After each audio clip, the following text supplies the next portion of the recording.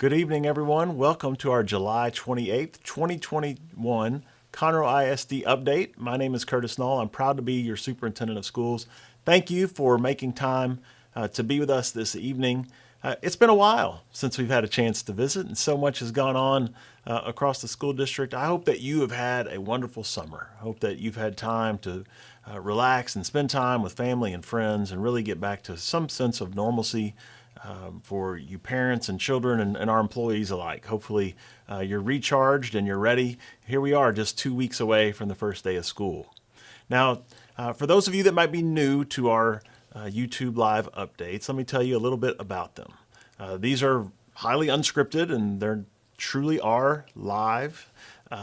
We don't have a lot of production in this, and so I'll ask for your grace now if we stumble or need a few minutes to make sure that we're on track. But we really try to treat these as a conversation, just an opportunity for us to really talk with you, give you information, and not just tell you the decisions that are made in the school district, but really try to give you a glimpse into who we are and how and why we make those decisions. And we found them to be very useful. Hopefully this will be useful to you tonight as well. Now, our topics tonight, let me just share with you a little bit about what we'll talk about. We're going to recap last school year, just briefly, talk about that. We're going to get some updates, including registrations and the bonds and the tax rates and how things are going there. We'll give a community update about COVID and then talk about this upcoming school year and how our response will be for COVID. So I think there's a lot of useful information there as well.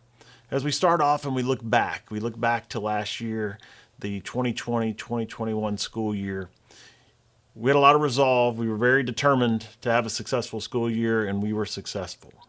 When you think about everything we spoke of last year, we talked constantly about protecting the school year and keeping our community safe. That was what we were focused on. And we talked about it all last summer and in through the school year. We carried that through and we never wavered from that. But really, the success of last school year started way back with the graduation of the class of 2020. You see, when many school districts were not able to find a way to do an in-person graduation for that class of 2020 that missed the end of their senior year, we were able to find a way. And it wasn't easy. We went through all the hurdles and all the challenges. We did the best that we could with a hard situation, but we did it very successfully. And what that did was give us a confidence level. It helped us know that we could do it and we would be successful last school year, and it paid off. And I'll tell you exactly how that applies to this upcoming school year, moving on in our conversation. But when you think about last year, there's a lot to be proud of. Of the 25 largest school districts in the state of Texas, we had the highest percentage of students learning in person. We had all those students in person, and yet we did not have any big outbreaks or viral spread in any of our schools. We kept our staff safe. We kept our students safe. We kept families in our communities safe.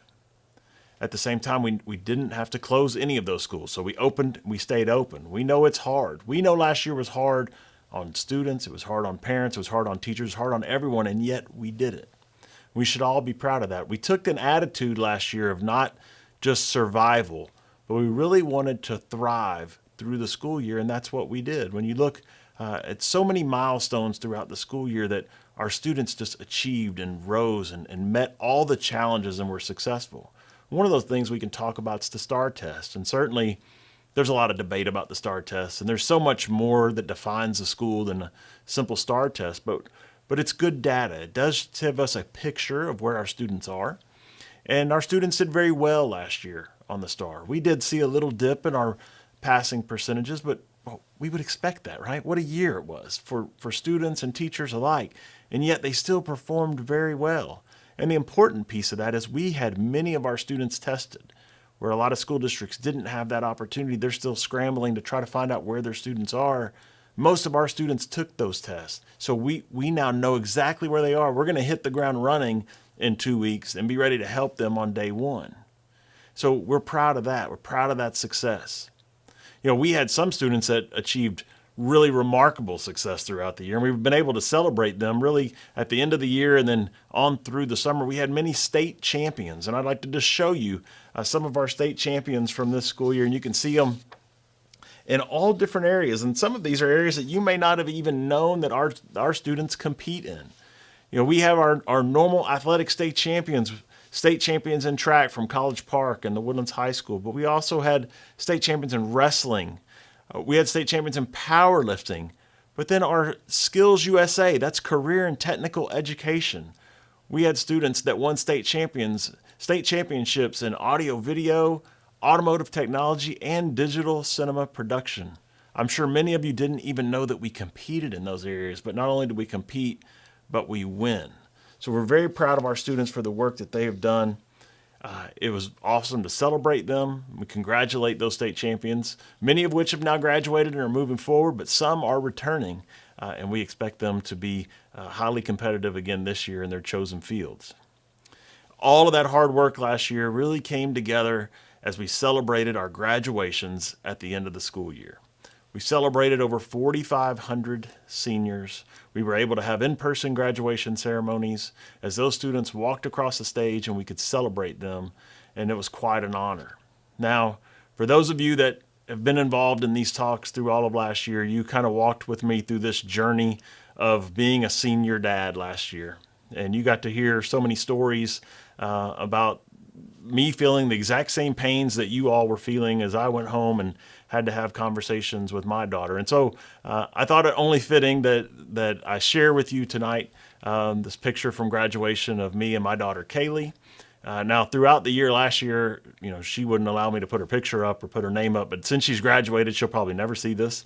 So I think I'm safe. I won't be in trouble when I get home. But from me to every one of you, parents, community members, educators alike, on behalf of all of us parents of seniors in the class of 2021, we say thank you for the hard work that you did to help us get through the school year, to make that moment for us as parents, to make that moment for our children, and now we can have them move on and be successful at the next phase of their life. And I'll share with you, like for me, that's my baby. So I'm about to be an empty nester. God bless my wife. I'm probably about to drive her crazy in here just a few weeks when my daughter joins her brother Travis and goes on to college. So you may see that weighing on me as we move forward into these talks in future months as we become empty nest parents. But we couldn't be more appreciative of the great education that both of our children received in Conroe ISD and know that they are prepared to be very successful. So what a great school year it was. It's nice to look back and know that we really had such a great school year. And when you look at 2020 graduations that gave us the confidence to have the 2020-2021 school year be so successful, it's coming off of last year and how great last year was that puts us in this position to know that we can be very successful again. You see, we have the same team in place. We have the same mindset. We have the same resolve. We have the same problem-solving skills, the same common sense attitude that pushed us through last year is the same that's going to push us through this year. And we know we're going to do it. We know we're going to be successful. We're going to keep our schools open. We're going to keep our kids safe. And we're going to have a wonderful school year. We just have confidence now. We have a great team. Last year we were confident, but we hadn't proven it yet. Now we've proven it. We know that we can do it. And we look forward to having this opportunity to do it starting here in just the next few weeks. Now, before we jump into talking about COVID, which honestly, when we last spoke in May, I was hopeful I was never going to have to stand here and talk to you about COVID again, but here we are. But before we go into that, there's some other things that I want to talk to you about and to share with you so that you know what's going on in your school district. As I mentioned, we're just 2 weeks away from the first day of school. We've had really big events over the last few weeks. Last week, we had all of our assistant principals and counselors together at our leadership meetings and had wonderful conversations. And just today, we welcomed over 600, almost 700 new teachers to Conroe ISD as they had their first day as Conroe ISD teachers. So some of them might be joining us tonight for the first time. Welcome to you. We're glad that you're tuning in.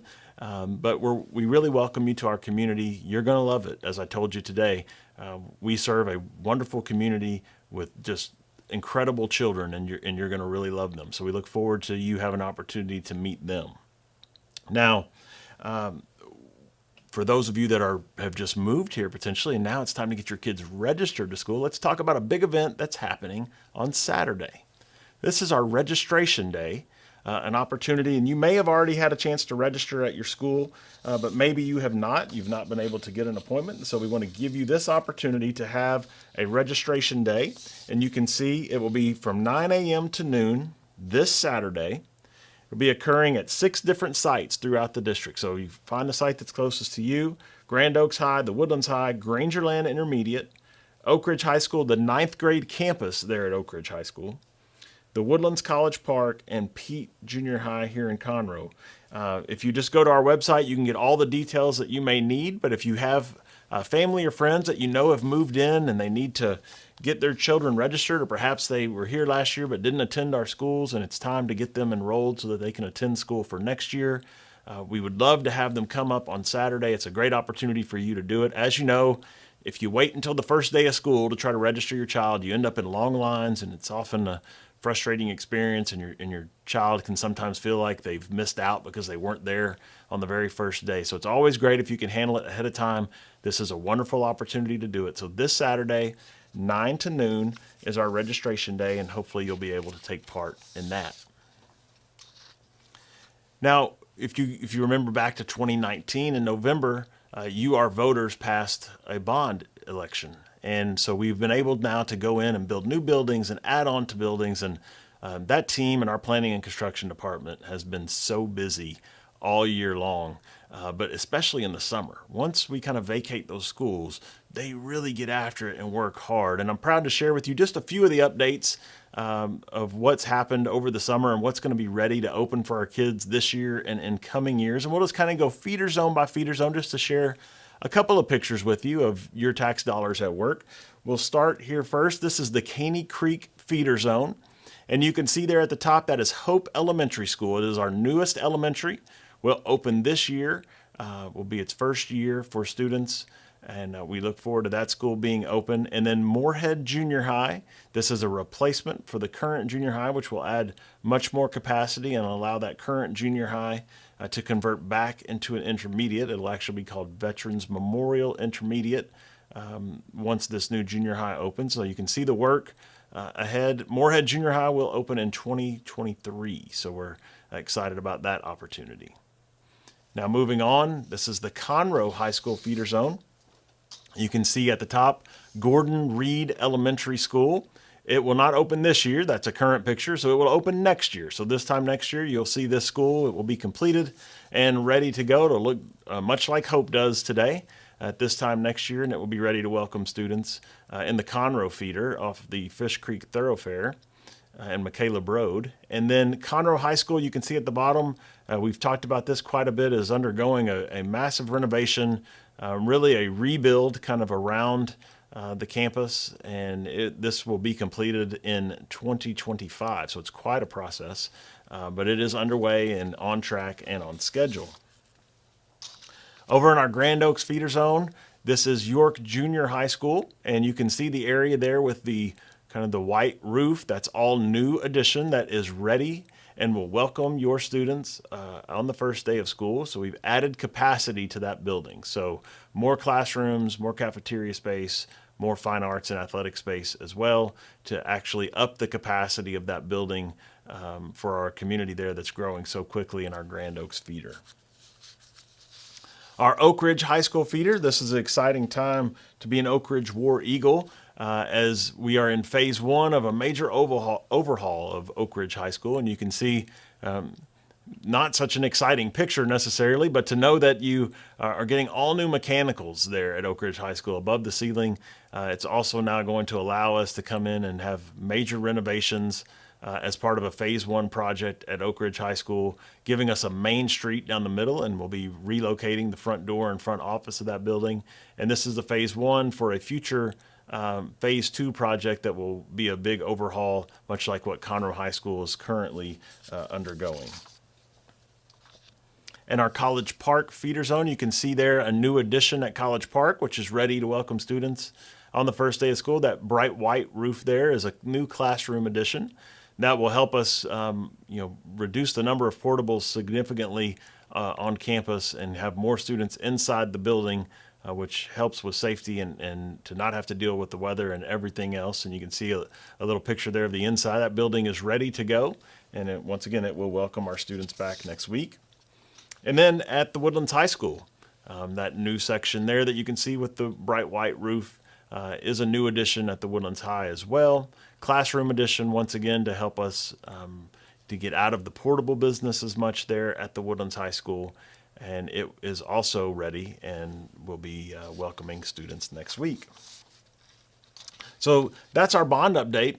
Once again, we appreciate your support through that allows us to build. We grow about 1,500 students a year. So you think about that.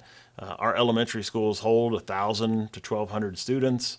Our junior highs hold about 1,500 students, and our high schools range anywhere from 2,500 up to over 4,000 at our bigger high schools. But when you add 1,500 students a year, you have to have space for those students to go into, and that's that process of bringing a bond to our voters. And when you pass that, it allows us to go to work and borrow the money to build those buildings. Now, if you remember back in 2019, as we were going through the bond process, we made a promise to you that you would not see a tax rate increase because of the bond. It was something that we put out there and we stood by, and I just want to show you that we have kept our word with that. And I have exciting news to share with you tonight that's kind of breaking news a little bit about what our recommended tax rate will be for the 2021-2022 school year.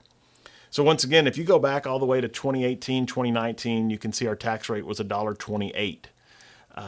Once again, the bond passed in 2019, and you can see we lowered the tax rate by 5 cents. We lowered it again by 1.75 cents. And then this year, we'll actually be lowering the tax rate again, 3.65 cents.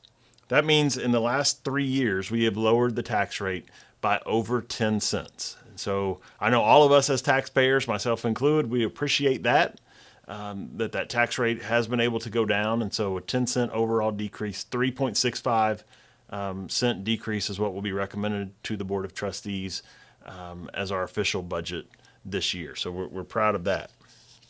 One other bit of news for you for this upcoming school year. We will have, once again, free breakfast and free lunch for all students this school year. Now, we still need you to fill out the paperwork that would be required with that because there are other benefits that you may qualify for. So your campuses will still be sending out the paperwork around that free lunch program. We do need you to complete it, but we are going to be able to allow free lunch and free breakfast for all students. That comes from funding from the federal government that allows us to do that. So we are excited to be able to offer that. Now let's make a shift to talk a little bit about COVID. And I know we're all tired of talking about COVID. And as I mentioned, I was hopeful that I was done talking to you about COVID. But here we are, and we're going to keep working our way through it as we've done.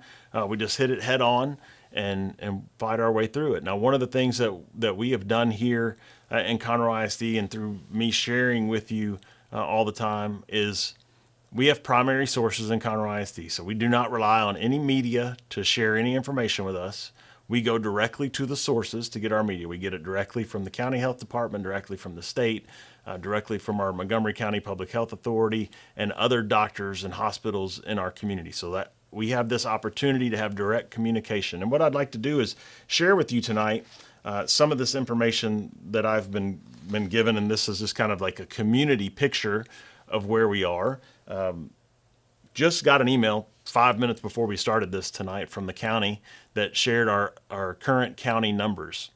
And our active number of COVID cases in the county has doubled in the last week. So we're not going in the right direction from where we were 5, 6, 7 weeks ago. Okay, we are definitely seeing a spike in our county. Once again, they've doubled in the last week. It's something that I hope that we will get control of as a county. They also shared that our vaccination rate right now as a county is about 48%. So we're below 50% on a vaccination rate. And I think that those two things are correlated into the spike. Now, I had an opportunity to visit this week with Dr. Charles Sims, who is our Montgomery County public health authority, also an infectious disease doctor, and also visited today with Dr. Victoria Regan. And Dr. Regan is a pediatrician. She's also the vice president of Women and Children's Service Line at Memorial Hermann Hospital. So had two good sources there. And I'm going to just share with you, I'm going to kind of read it a little bit just so that I make sure that I don't say the wrong things or misquote the doctors. These are the words from our healthcare professionals. Our cases are up, which we just shared our local cases with you.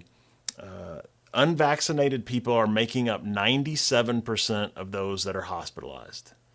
So of everyone hospitalized, and that's Houston area, and I think it's also statewide and nationwide, 97% of those hospitalized are unvaccinated. I encourage you to talk to your doctor about the vaccine. That's a personal choice that you need to make. I want to see our community healthy. I want to see you healthy and happy and to be able to be there for your children. Talk to your doctor. Make your decision on the vaccine. Children now make up a larger percentage of those infected. That's true. That's somewhat of a math problem, though, because no children below 12 are vaccinated, and half of the adults are now vaccinated. So the percentage of children that are infected looks higher than it's ever been, but once again, it's a math problem. There is no evidence that this variant is worse for children than any of the other variants have been. They're just showing more positive cases percentage-wise because of the vaccines that are now available for adults. The doctors also agreed that schools need to be open and kids need to be in school. Okay, that's really important for children to be in school for their overall well-being. They also said that mask usage plays a big role in the protection, and that even if everyone's not wearing a mask, your child wearing a mask does offer a great protection for your child. So that's important to know as well. So as we look to this school year, let's talk about some big picture things that we know as a school district that we will utilize moving forward. Okay. Number one, for us to be successful this year, it's going to take all of us. You're going to hear the phrase personal responsibility over and over again, but that's what it's going to take. It's going to take personal responsibility. If we have a successful year, it's going to be, once again, because we all had a successful year. That all of us as employees did the right things, the community members, the parents, the children, all worked hard to make sure that we kept ourselves healthy and safe, but we also took some ownership in keeping everyone healthy and safe. That's going to be important moving forward. So we all have to own this moving forward. Mask usage this school year will be optional. If you remember back to May when the governor put out his executive order, he allowed us to continue wearing masks through the end of last school year. But he said that masks would be optional moving forward into this school year, and so we will honor that as masks will be optional. You're going to hear a phrase, you'll see a phrase on some signage on campuses, it's okay either way. All right? It's your choice. Now, once again, I'll go back to what the doctor said. If you want to provide the most protection for yourself, if you're an employee, or for your child, then I would encourage you to really think about having your child wear a mask, but it's going to be your choice and it's okay either way. We want to create an environment on campus where your children feel comfortable wearing their mask or they feel comfortable not wearing their mask. That's a choice that you will make. But once again, I encourage you to give it serious thought. Now, I will share with you for myself. I've been vaccinated. I'm fully vaccinated. And I've enjoyed the summer of not wearing a mask. You know, once we reached that point where it was not recommended we had to wear a mask anymore as vaccinated individuals, I enjoyed not wearing a mask. But now we're seeing a lot of guidance come back out from different organizations that have talked about the usage of masks in schools. And so even for myself, I have to go through and make that decision on every given situation. And I would tell you, you will likely see me at times in a mask. You will likely see me at times not in a mask. Then that will depend upon if I'm indoors, if I'm with a large group, if I'm in a group of especially maybe our younger students now that I know have not had an opportunity to be vaccinated, then I'm probably more likely to wear a mask there. But you will see me throughout the district, and sometimes you're going to see me in a mask and sometimes you won't. And it'll be the same situation for our employees, as they'll make their own choice if they will wear a mask or not.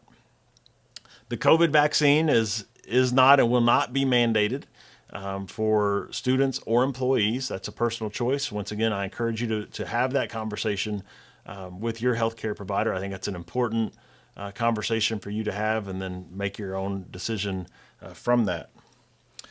Finally, as a big picture item to think about is virtual school. Last year we had an opportunity for parents to make a choice about virtual school versus in-person school. We will not have that option this year as it stands today. The state did not choose to fund virtual school for next school year. I will tell you that we tried very diligently to make that happen. We met multiple times with our state representative, state senator, to try to make that happen, and I believe they were working on our behalf to try to make that happen, but it did not pass through the state legislature, and so it was not funded, and so we cannot bring an unfunded school forward. So at this point, our options are to be in person. Is really not an option, I guess. It is our only choice, is to be in person, and we'll work hard to provide a great environment for all of our in-person students. So rather than focus on what we can't do, let's talk about what we can do, right? It doesn't do us a lot of good to think about and waste time thinking about what we don't have control over. But there's so much that we do have control over. And because of that, that's what gives us that confidence to know that we can be successful. One of the other things that gives us a lot of confidence about our ability to be successful is what we already achieved in summer school. Now, I agree and understand that our numbers as a county looked very different back in early June than they do today. But we did have summer school with about 6,000 students in attendance. So that's a large sample size, not as big as our normal 66,000 on a given day. But we were able to have a very successful summer school. We weren't wearing masks at summer school. Students had the option, just as they will next school year, but we did not see viral spread in our schools. So that should give us great confidence that this can work. It can and it will work moving forward. Now, once again, I know we're in a little bit of a different place, and so we might have to adjust a few things from what we did at summer school, but that's a great confidence boost for us that we've done it now. We've seen it be successful. And we go back to that personal responsibility conversation, and really it starts, and it's very simple where it starts. You can't come into our schools if you're sick. Employees, if you're sick, you must stay home.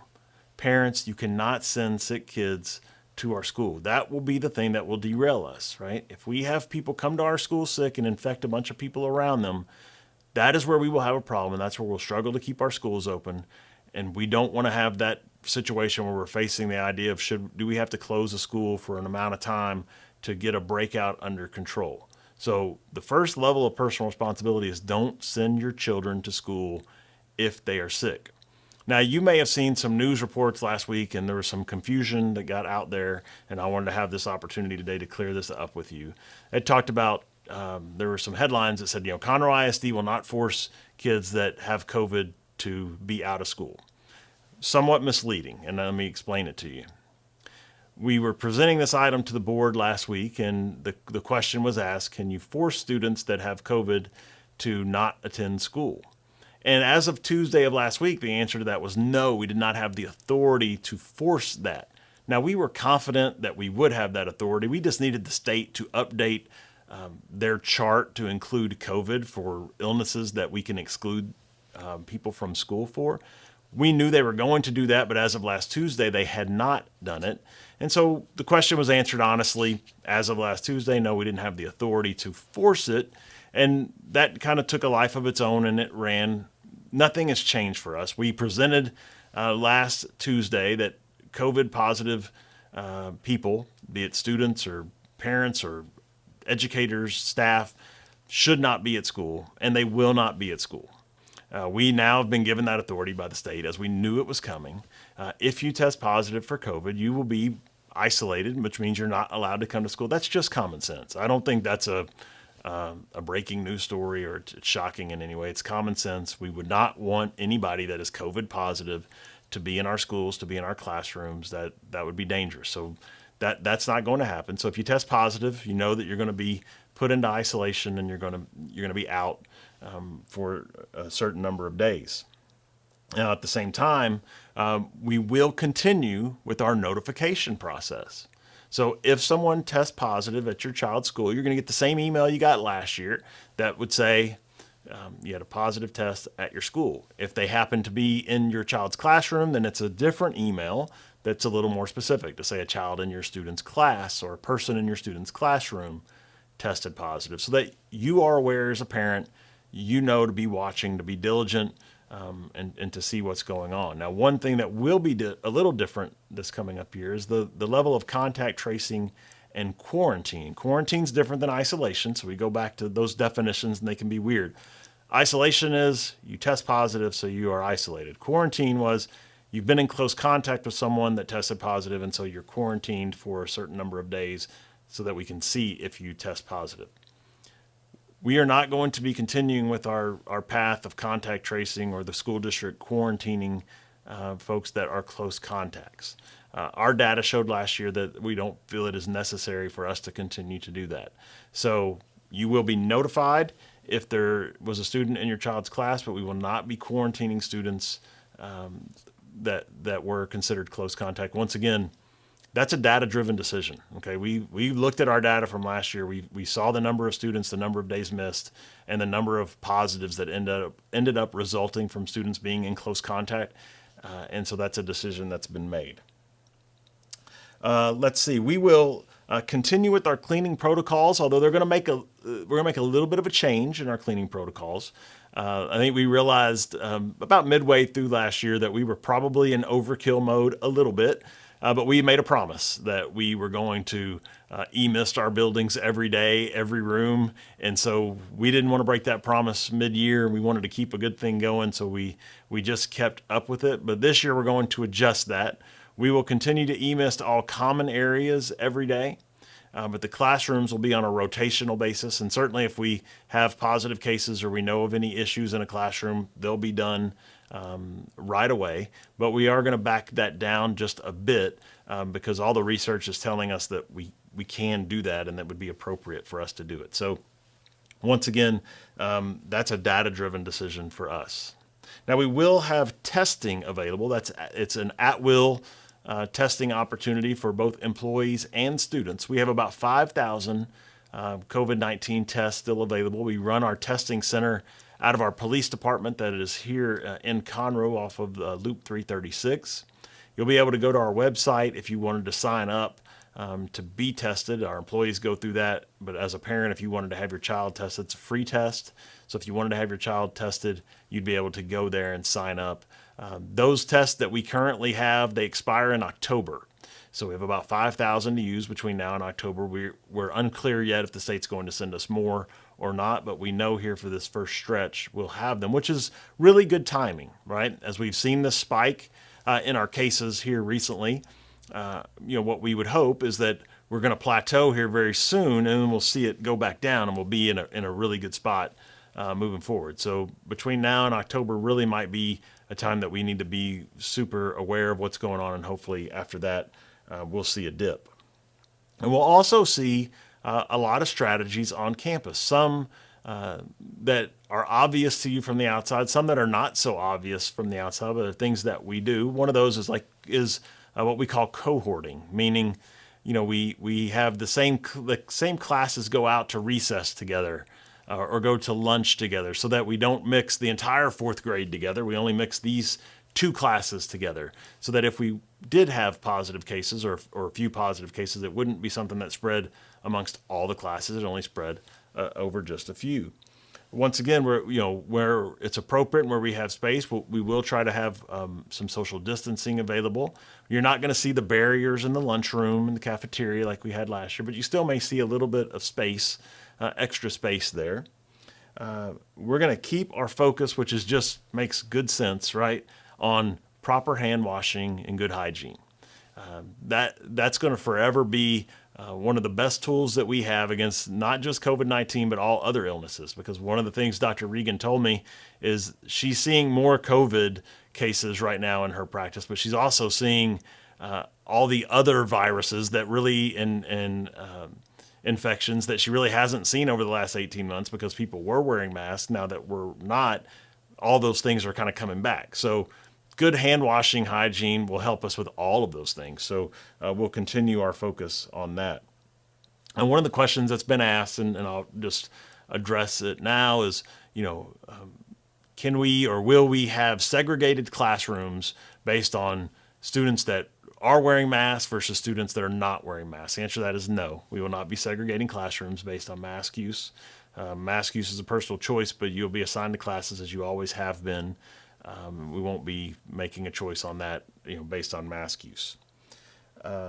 So as you look at this school year, our default mode, what we want to be is wide open, right? We want to be wide open. We want it to be just like it was 3 years ago, 2 years ago, just wide open, everything back to normal. At the same time, we can't run the risk of having schools shut down because we know that's not an option, right? This is one of those failures, not an option moments for us. So we are ready, and we're working right now on a level system that if we need to intervene somewhere between wide open and closed, we can do that. And so what might that look like? Well, it's going to be based on campus data individually. So it's not something that we come out and say, oh, the whole district is we're doing away with any particular thing for the whole district. It will be something that would be campus based on the numbers from your campus. So it's possible that there might be a different rule at one elementary than at the other elementary that's just a mile down the road for a few weeks if it's based on numbers. If this elementary is having a high caseload, then we may have more restrictions at this elementary as compared to the one down the street. And so what could that mean? What could those restrictions look like?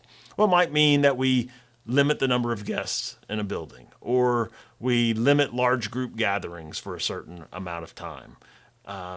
For us as employees, it might mean that we go back to that daily check-in at your campus for a set amount of time if we're having cases go up. But those are decisions that'll be made by the assistant superintendents and the principals together, and they'll have those conversations with the whole goal is to get us back to normal. That's what we want. We want to be wide open. So we're not going to go into this, hoping to have a lot of rules and to keep things out at the same time.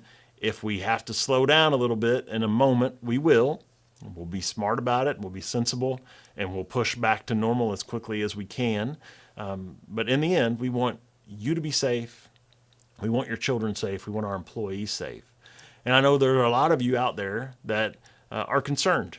You're very scared. Maybe you have young children that are below the age that's eligible for the vaccination right now, and perhaps you were an online learner last year, and you're at this point now where the reality is of your child coming back to school, and you're trying to find a comfort level in that. And I would just tell you that we're going to keep your children safe. All right? I have confidence in our staff that we can do the things to help our schools stay open and to do things the right way.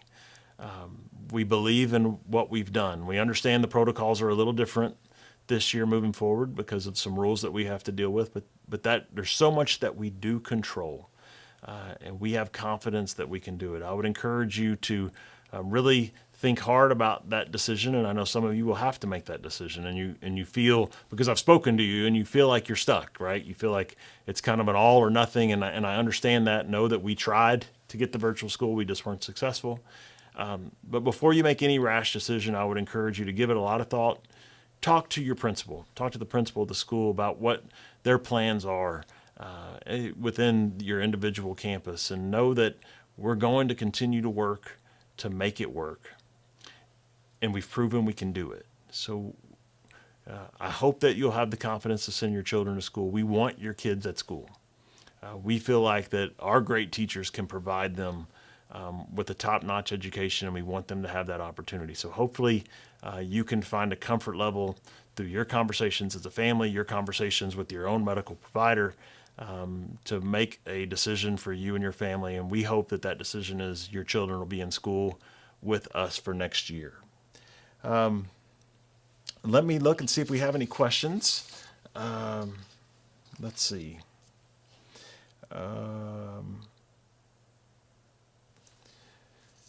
So the latest positivity rate, that's one of the other things that have happened for our positivity rate for our county, is up at 12%. So it's once again very high. Positivity rates based on a lot of different things. One of them is, if you're doing less testing in the county, your positivity rate's going to go up. That can play a role, but there's no doubt that there is more viral spread in our county right now than there has been that's one of those areas where we need to look at our level system. We're going to need to decide, are there things that we need to restrict early on here in the school year that maybe we can bring back later in the year just based on the current numbers. 6-7 weeks ago when we were looking at this school year, we expected to be open, wide open from day one. There were no restrictions. That was our goal. Based on this latest data, we have to go back and revisit that. So it may mean that we need to not allow visitors at lunch for the first few weeks so that we can make sure that we can spread out and get this number down, and then we can go back to that. Or we may, slow down on our big in-person meetings for just a little while until we can make sure that things go back. And so I'm going to ask for your patience and ask that you give us a little bit of grace on that. There'll likely be something along the way that you're going to personally disagree with. And for some of you, you're going to think we're being nonchalant and not being aggressive enough with this. And some of you will see the exact same situation and you're going to feel like we're being overbearing and it's just too much and why are we overreacting? I would just ask that you would give us some grace and understand where we're coming from. Our focus at all times is to keep our schools open, protect the school year, protect our community. That's our focus. We want our schools open. There are no other hidden agendas with us as a school district. That's what we want. We want your kids safe. We want our schools open and have an opportunity to educate them. So we'll need to watch how that works. Okay, with no virtual school, if a student must isolate due to positive, how will that work? That's a great question. So it will go back to the way it's always been when your child's been absent. You'll have the process of makeup work that the teachers will likely send home. Now, we still have all of our same tools that we had. So a lot of our classes now utilize Canvas. And so they may be able to log in and access the work via Canvas, or we'll have ways to send you the work electronically. We won't have the live interaction with the class like we had last year. That's a separate world in the virtual world, so we won't have that, and it will be counted as an absence. So we won't be able to log in and have it not be an absence. It'll be excused. It'll be understood as to why your child is absent, but it will be more of that traditional makeup work situation. So it's important that we try not to have our students test positive, right? We don't want them to have to be out and miss school. Missing school is hard on everybody, and so we need to really do our best to try to keep all students healthy and not test positive. Let's see. Okay.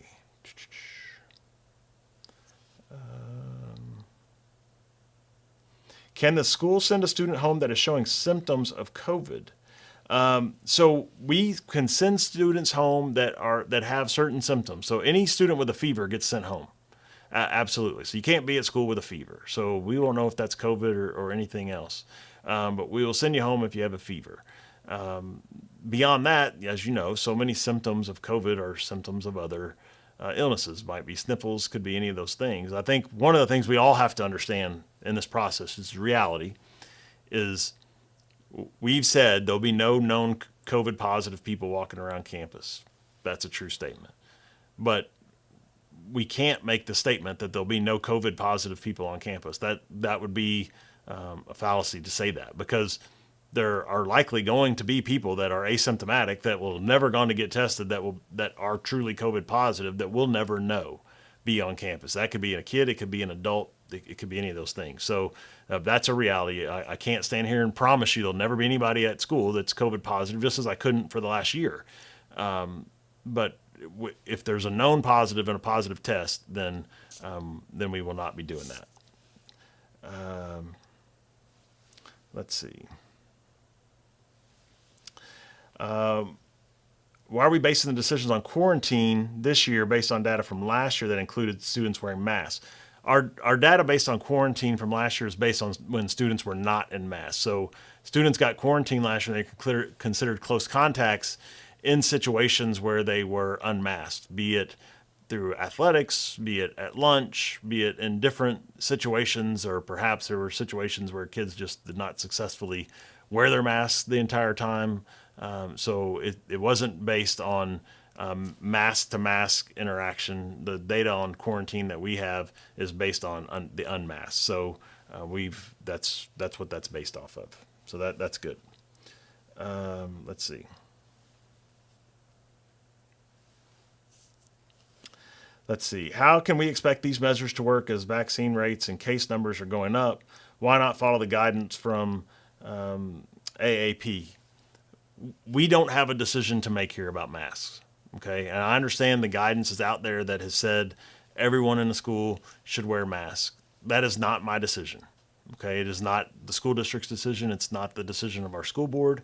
That decision has been made by our governor, and it's not one that we have any ability to go overturn or go above and beyond. So, like I said, for us, it's not about spending time focusing on the things that we don't control. It's about focusing on the things that we do control. So we can't control that.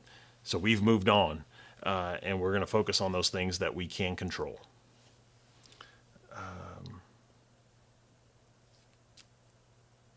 Will there be a change in policy for absences per semester? So the state has not changed the state's policy. You still have to be in attendance 90% of the school days in order to be given credit. So, for us at 175, 180 days of instruction, you could think if you got isolated because you got COVID, you might miss, let's say, up to 10 days. You're still going to be well under that requirement, okay? And there's always an appeal process to go through if you have multiple illnesses that occur. So it is going to be important that you don't come to school sick, right? We sort of talking out of both sides of my mouth here. I'm going to say we need you in school every day. We need you in school as much as you can. There's a lot of time that we lost, and we want to make it up. So we need you here. At the same time, please don't come if you're sick. Please keep your child home if they're sick. Employees, please stay home if you're sick. So there is that balance there. We're just going to need, once again, personal responsibility, you to make your very best judgment to not put us in a situation where you send your child into a classroom and then that results in multiple children coming ill and families having to deal with COVID. So you're going to have to own that a little bit, and we'll encourage you to do that. Let's see.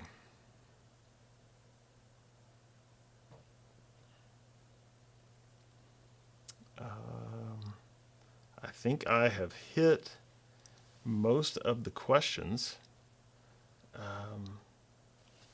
think so. So once again, appreciate you all taking the time to join today. First day of school is 2 weeks away. I don't know if we'll have another one of these opportunities to chat before then. Certainly, if any information changes between now and the first day of school, we'll come back. As we learned last year, this situation and all situations are fluid. So we had opportunities last year where I would come on and have these conversations with you, and the next day all the rules would change. And so we'd need to come back and do it again. If that were to happen, we would come back and have more conversations with you. But this is the most up-to-date information that I have for you today. Once again, encourage conversation, encourage you to really give a lot of thought to the idea of vaccinations in your household, mask wearing in your household. You're sending your child in person. You have experts. We have experts in our community. I encourage you to reach out to them and have those strong conversations. We want to keep the schools open. We want your children to be safe, and we're going to do all that we can to do that. So we appreciate you once again joining in this evening. We'll look forward to future conversations with you. And if we don't see you before then in one of these conversations, we wish you all a wonderful first day of school. We'll look forward to seeing you and your children on our campuses very soon. Thank you.